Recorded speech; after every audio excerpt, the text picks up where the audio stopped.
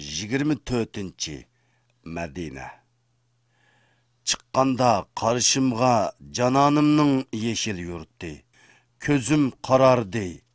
Etildim haram sharafning jalbkorligiga. Mehmet Akif Ersoy. Seginishtin herib ketdim ishkingda turg'uz meni. Bir uchi sana tutashqan bir zanjirda ur meni.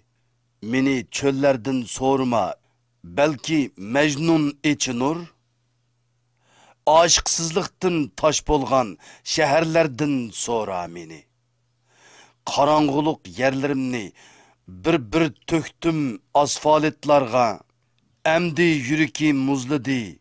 Kiyindur əmdi ey nur meni. Mən Leylayımğı barımən. Qaş aldımdın iyi Leyla. Cennettin gayri bolsan turmas mən. Qara çaqırdi meni.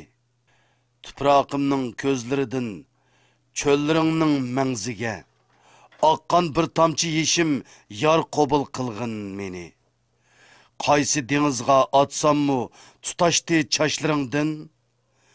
Bir kez sal nazar bolmasa bu yürek yerim yolda köydürer meni. Şəhərlərinin suyumlikiga qarab, bir savdo okyanusning o'ttirsida yelkan içib yo'lga chiqmoqdisan. Madinatun Nabi, Peygamber şəhri, madaniyatning böşki, nurning şəhərləşkən hali. Quddus, Şam, Bağdat, Qahire, Kurtuba, İstanbul, İsfahan, Samarqand, Buxara, her biri Medine buluş üçün tuğulğan Medine'dur. Yemen'de sahabe Üveys el-Qarni, İstanbul'da Abu Ayyub el-Ansari, Kıbrıs'ta sahabe Hala Sultan, Kahire'de sahabe Resul Hüseyin, Bağdat'ta İmam Ebu Hanife ve texmi köp makanlarda minglarcha ziyorat yerleri var. Bularning her biri Peygamber aleyhisselamdan yeyilgan nurning o'xshamagan ranglarini namoyanda qilgan, hajmi cho'ng kichik bo'lgan nur qaytirg'uchi aynaklar hukmidadir. Haqiqatan Madina yürek. Bütün İslami ziyorat yerleri bo'lsa, u yurakning her yerge yollagan ma'naviy qinini vücudның en uzak uçularına ulaştırdıgan tomirlardır. Hazreti İbrahim'nin davetiga icabet qilib, hajni ada qilib, Allah bilan bo'lgan ahdnamangni yengilganligingni nabiyimizga aytib qo'yish uchun kelasan. U ziyoratingning maqsadi payg'ambarimizning qo'shinida bir nafar bo'lganligingni qo'shinning bosh qo'mondoniga xabar bermakdir. Untuma, bu ziyorat bir o'lik ziyarati emas. Hergizmi bir oddiy maqbara ziyaratiga kelgandekli kelma. Agar shundoq deb sanasang, sening tasavvuringni vahiy barpo qilmadi demakdir. Vahiy sening o'lik deginingga tirik deydi. Sening tirik deginingga bo'lsa o'lik deydi. Allohning qara degan yeridan qarasang, buning mushundoq ekanligini ko'rsan. Ölmez qimmatlar yaratqanlarning ölmeydiganligini, salih amel qilganlarning ölgenden keyinki yaşashning sirg'i erishadiganligini bilasan. Texi bütün barligini ölmez bo'lganga atganning, aşıqlarning asla ölmeydiganligini hergiz unutmag'in. Aşık öldü deb salavat to'laydi. Ölgen hayvanmış aşıqlar ölmez. Aşıqlar öler mi? Bolupmu bütün aşıqlarının aşık suyini buluqidan toldurvatkan suyumliklerinin suyumliki öler mi? Dünyanın barcha ölmez aşıqlarının astığı fakat bir bet izahatı qilib yezilgan aşıqning tonuşturguchisi öler mi? Söygünü söygü bilen yaratkan ve vedud bolgan en büyük suyumlikimiz insaniyetning sungan örneki öler mi? Ve hammasidan bekrek Allah'ның biz seni başka bir maksat bilen emas, fakat ve fakat alemlerge rahmet kılıp evettuk diyen rahmet buluqi kurup gider mi? Alemlerge rahmet ölse, u olamlar qandoqmi yashar? Olamlarga rahmat o'lsa, u rahmat bo'lgan olamlar o'lmasmi? İmanningmi, solih amalningmi yuqori martabasida bo'lgan biri uchun yaratilgan sevgi muhabbatning eng yuqori nuqtasidir. Muhabbatning cho'qisi o'larmi? Ölüm dünya almışlıqqa aloqador bir ish emasdir. Asli ölüm aql yurgizadigan qalbning o'limidir. Vahiy barliqqa keltirgan aql buni mushundoq biladi. Ölüm angsizlikdir, mas'uliyatsizlikdir.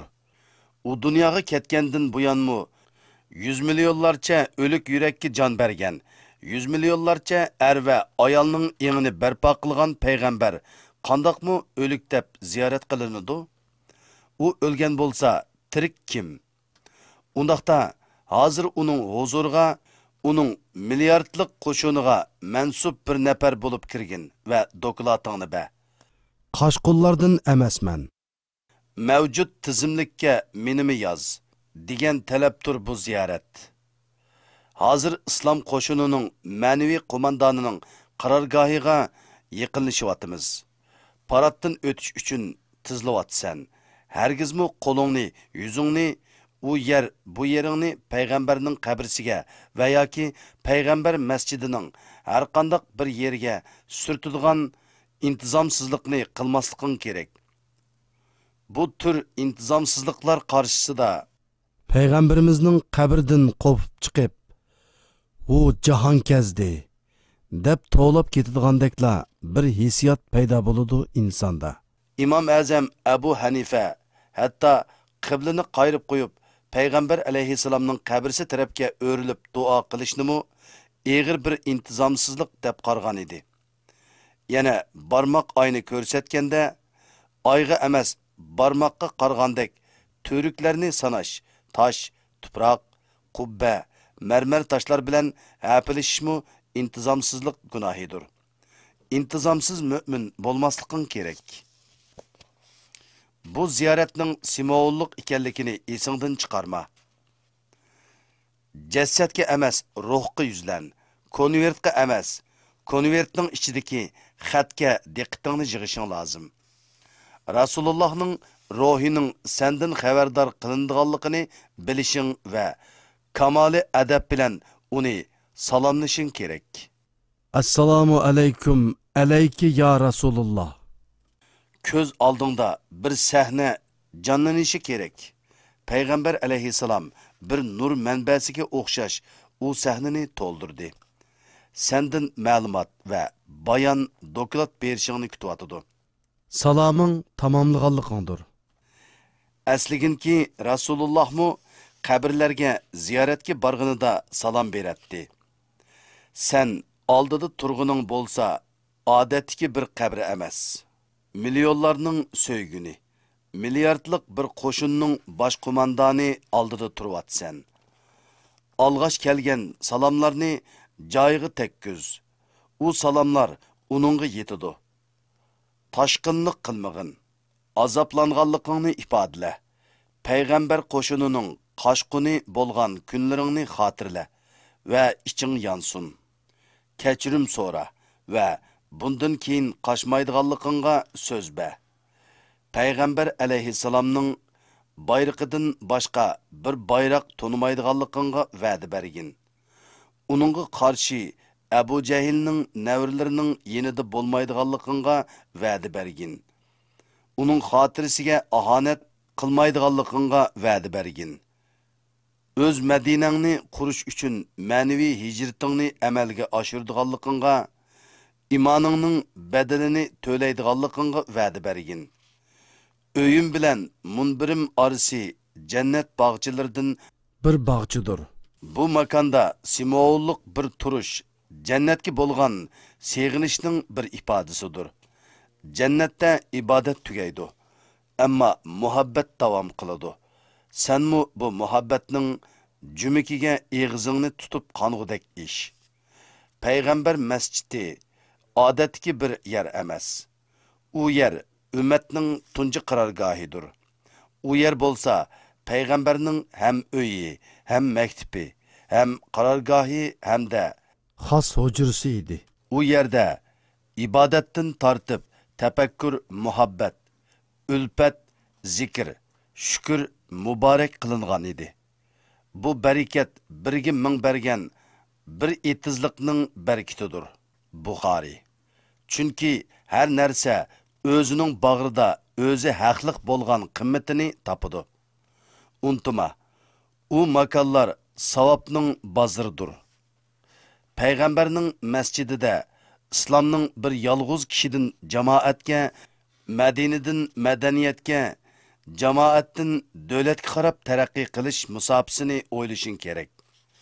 Bir tomchi bo'lib boshlangan uzun safar qandoqsiga bir okeanusga aylandi. Buning hisob kitobini qilishing kerak. Sen bu safarning qayeridisan? O'z o'rningni tekshirib chiqishing va yo'l xaritangni Rasulullohning yo'l xaritasiga qarab turib, yenidan bekitib olishing kerak.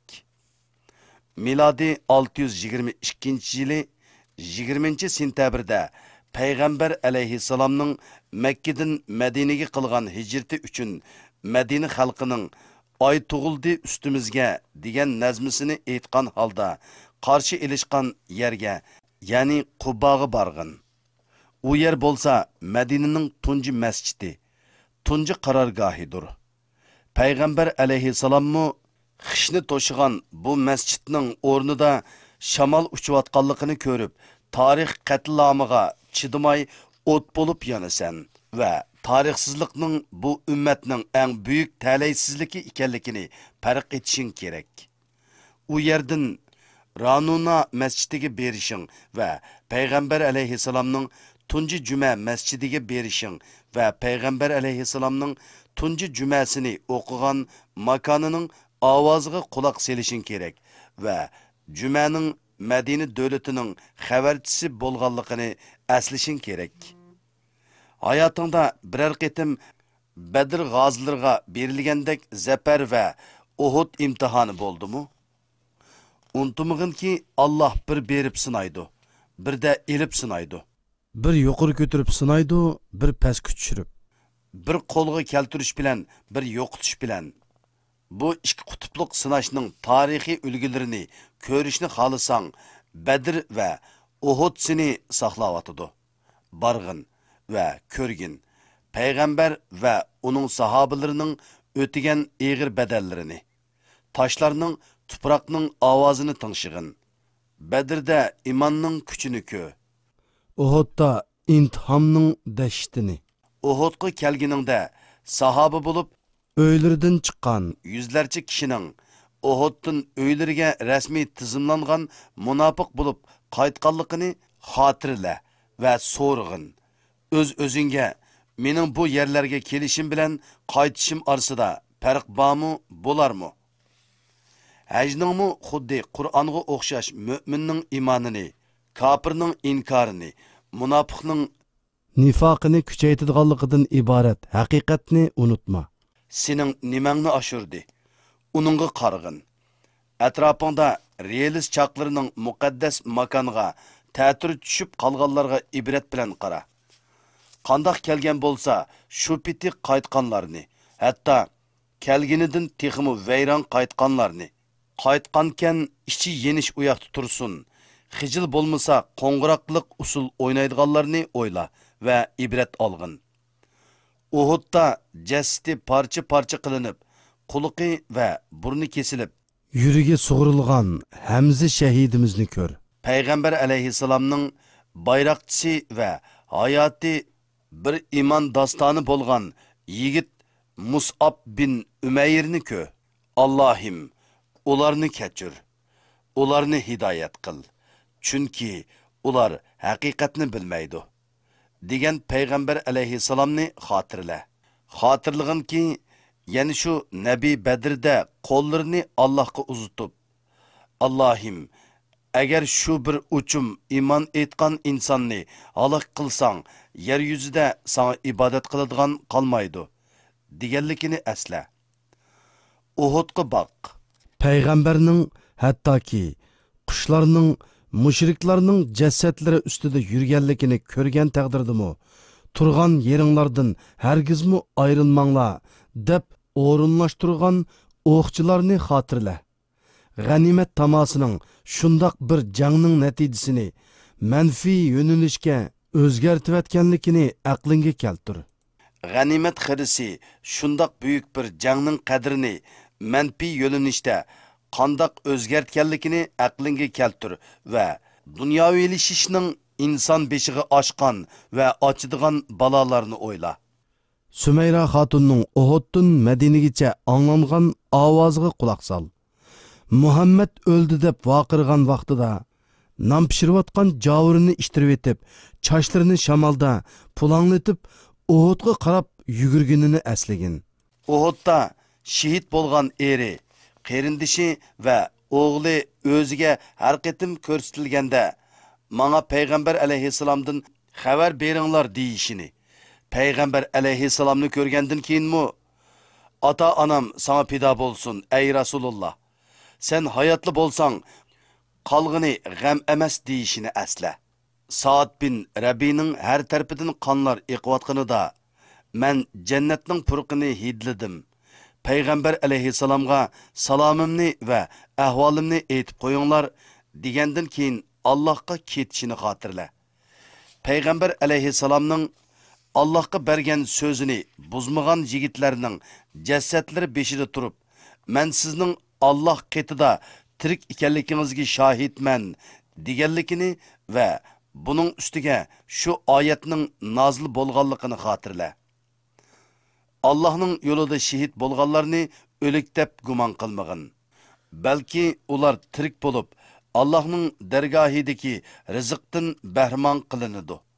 Ya'ni jannatning ne'matlaridan atigan oqshomda mangulik rizqlantirilib turiladi. Ular Allah'ның o'zlariga bergan fazlidan xursanddir. O'zlarining orqasidan texi yetib kelmagan, ya'ni shahid bo'lmay tirik qolgan qarindoshlarga oxiratda na qo'rqinish, dunyodan ayrilganligiga na qayg'u yo'q ekanligi bilan xush xabar berishni tilaydi.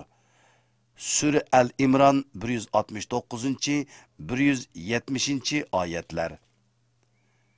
7 masjidlarda Makka sherik davlatining yana qaytib beshini ko'tarolmagidek darajadagi eng oxirgi gumron bo'lishi va payg'ambar alayhissalomning harbiy talanti bo'lgan Xandak urushiga shohid bo'lishing kerak. Xandak hozirlab etib, oldiga chiqqan bir qoya toshni parchalash uchun bolqisini urgan payg'ambar alayhissalomning bolqining chachirgan ushqunida Iron va Vizantiya imperatorligining yiqiladiganligini, San'a sarayının İslamga taslim bo'ladiganligini ko'rganligini xotirla.